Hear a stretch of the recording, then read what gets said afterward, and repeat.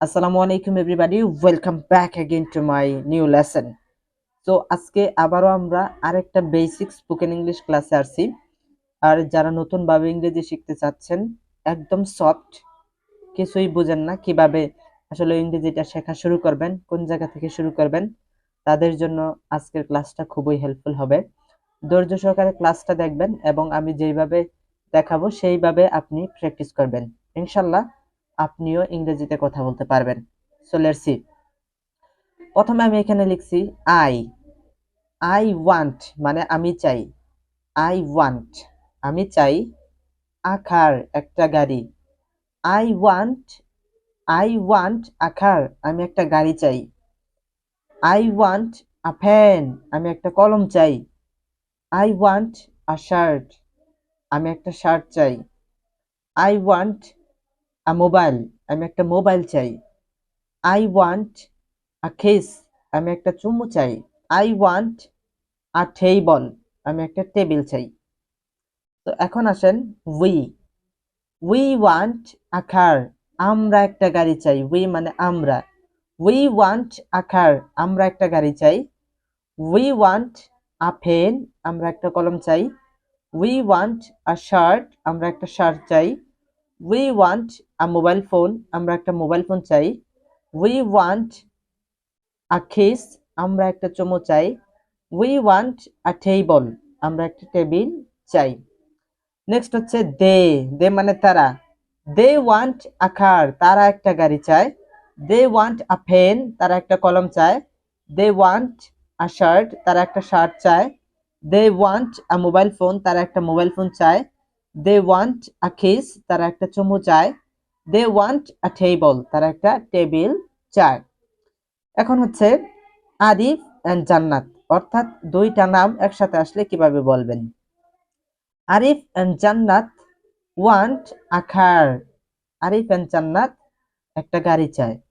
তো Arif and Jannat want a pen. Arif এবং জান্নাত একটা কলম চায়।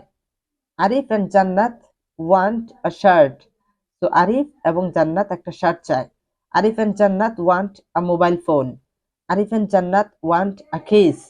Arif and Jannat want a table. Arif and Jannat একটা টেবিল চায়। ওকে। এখন হচ্ছে যদি থার্ড পারসন সিঙ্গুলার নাম্বার হয় তাহলে কিভাবে আপনি বাক্য তৈরি করবেন। Let's see. আরিফ ওয়ান্টস, তখন কিন্তু ওয়ান্ট বললে হবে না।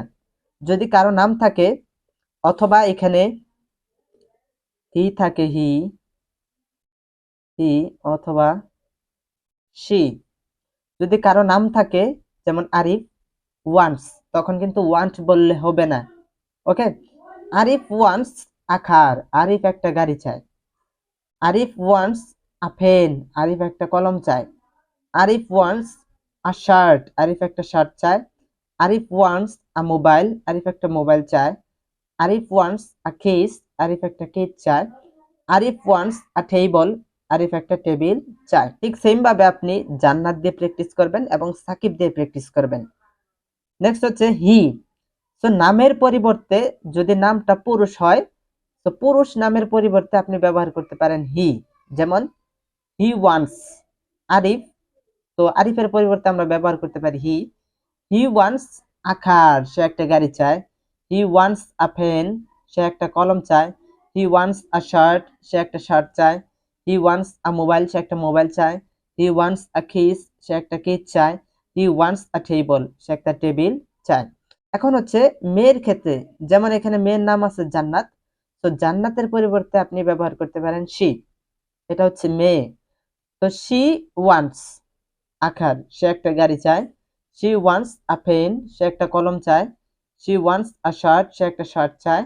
শি ওয়ান্টস আ মোবাইল সে একটা মোবাইল চায়। শি ওয়ান্টস আ কিস সে একটা কিস চায়। শি ওয়ান্টস আ টেবল সে একটা টেবিল চায়। সো আই হোপ এই বেসিক সেন্টেন্সগুলো আপনাদের জন্য খুবই গুরুত্বপূর্ণ ছিল। যারা আসলেও নতুন ভাবে ইংরেজি শিখতে চাচ্ছেন, আপনারা ভেবে পাচ্ছেন না কোথা থেকে শুরু করবেন, তাদেরকে বলবো আপনি এইভাবে ছক আঁকেন এবং এইভাবে আপনি চেঞ্জ করে করে অবজেক্ট গুলো চেঞ্জ করে করে প্র্যাকটিস করেন। অনেকগুলো সেন্টেন্স তৈরি করবেন এবং মুখে জুড়ে জুড়ে বলা ট্রাই করেন। ইনশাল্লাহ আপনিও পারবেন। প্রথম হচ্ছে ফার্স্ট পারসন দিয়ে প্র্যাকটিস করবেন, তারপর হচ্ছে উই দিয়ে প্র্যাকটিস করবেন। Second person, second person, second person. Next হচ্ছে third person. Third person Arif, Jannat, Sakib and he and she, এগুলো হচ্ছে third person. So first person, second person এবং থার্ড পারসন দিয়ে আরো বেশি বেশি প্র্যাকটিস করুন। ইনশাল্লাহ within short time you can speak English fluently.